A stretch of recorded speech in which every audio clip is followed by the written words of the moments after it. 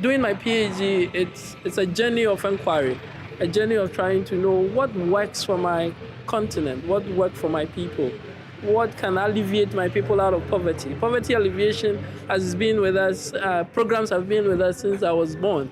Still, people are still lagging in poverty. Why? It's because it's the same processes and methodologies that we use are the same things that are being done over and over and over again. So coming into contact with transdisciplinary research methodology was kind of a spark for me. It was something that I can connect to and I can relate to. It's something that enabled me to think outside the box as a researcher. Coming into contact with Sensemaker also kind of blew my whole understanding of how research can be done. Qualitative research processes where you don't just collect the data, you don't walk in with your perceived hypothesis, but you allow the stories to actually make a case for themselves. One of the mantras we use, especially when we work with natural scientists, because they've got the laboratories and so on, which is important, then we say context is important. By that we mean the social context. And then we kind of leave it there. We don't do anything, we don't say anything further, but we almost assume that context is kind of it's like Newton thought about space. You know, it's something that's static. It's an environment in which there are human actors doing their thing. But context is more than that. Context forms us, but we also form context. And I think the Sensemaker approach is dynamic enough. Because why? Because we're working with people's own lived experiences, how they tell their stories, and on top of that, how they interpret the meaning of their own stories. It's called self-signification. So we then work with making sense or trying to make sense of people's own interpretation of their stories, the self-signified stories.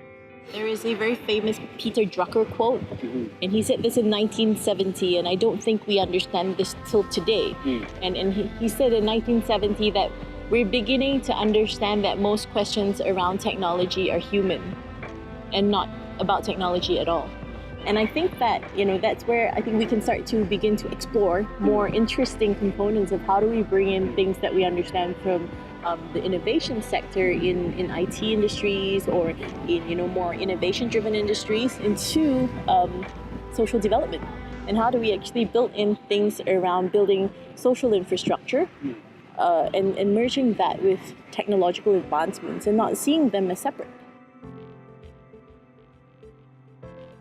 Having worked with the Sensemaker tool, what was really interesting for me to observe what was going on by bringing people in the anecdote circles in is the negotiations that were happening between us as academics interested in understanding the use of energy, whether it's informal or formal, issues around affordability, health and safety and so on. These are all concepts that we're interested in, but whether these concepts had any meaning in the informal settlements and how that negotiation started the dialogue between the academics and the people and their lived experience.